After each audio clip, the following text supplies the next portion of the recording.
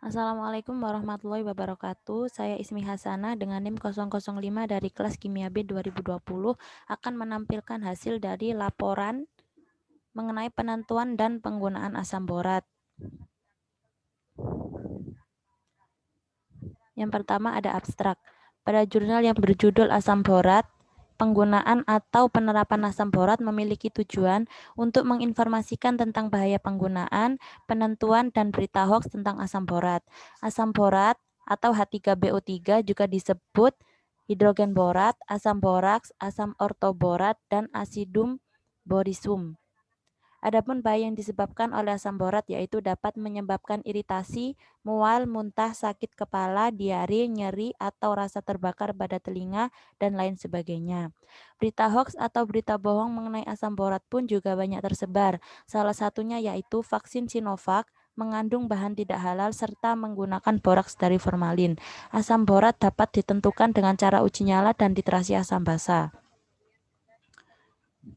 Selanjutnya ada pendahuluan. Bahaya asam borat.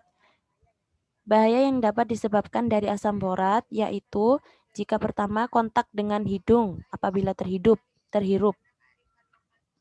Paparan jangka pendek dapat mengiritasi saluran hidung dan pernafasan.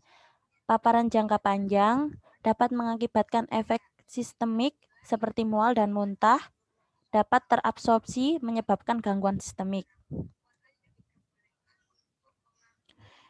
Yang kedua, kontak dengan kulit. Paparan jangka pendeknya tidak mengiritasi atau menembus kulit yang utuh.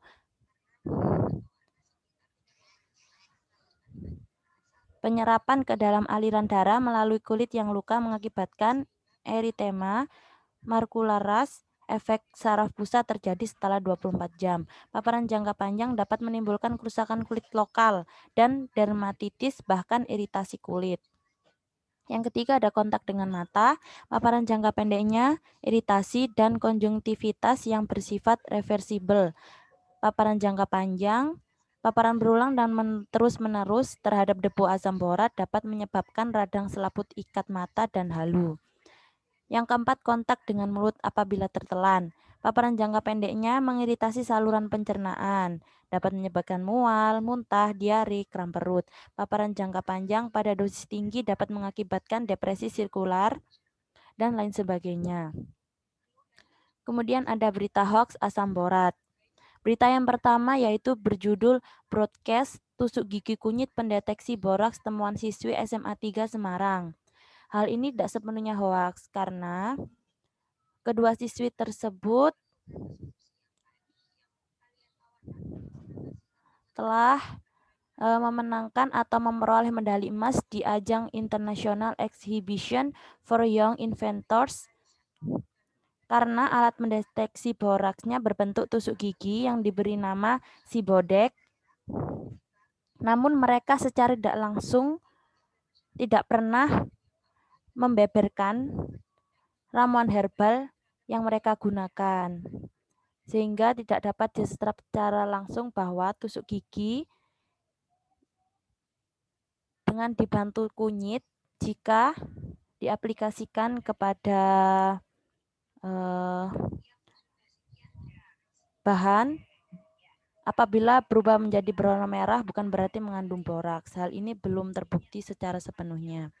Berita kedua berjudul hoax, vaksin Sinovac untuk kelinci percobaan mengandung boraks dan formalin. Broadcast ini dibantah oleh Sekretaris Perusahaan Bio Farma Bambang Herianto pada hari Minggu, tanggal 3 Maret 2021.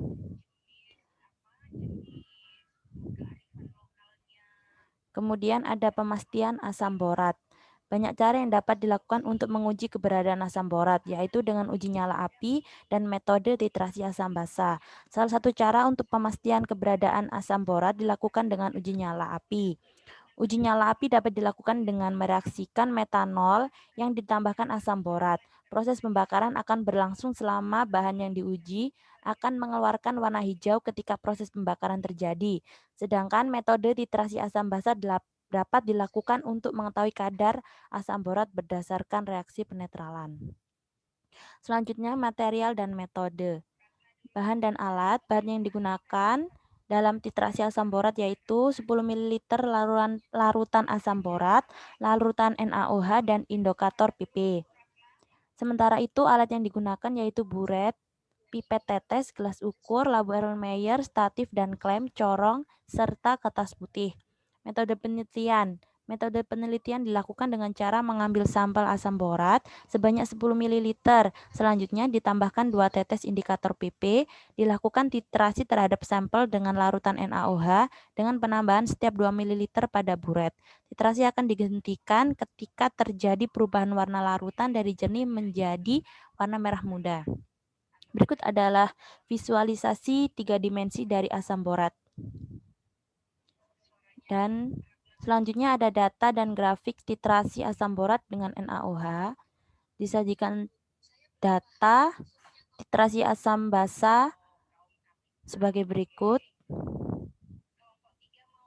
Lalu ini adalah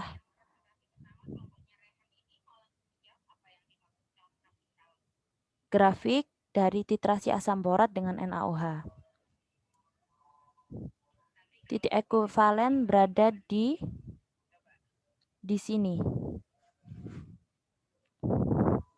Selanjutnya visualisasi reaksi asam borat dengan NaOH ditunjukkan dengan gambar berikut.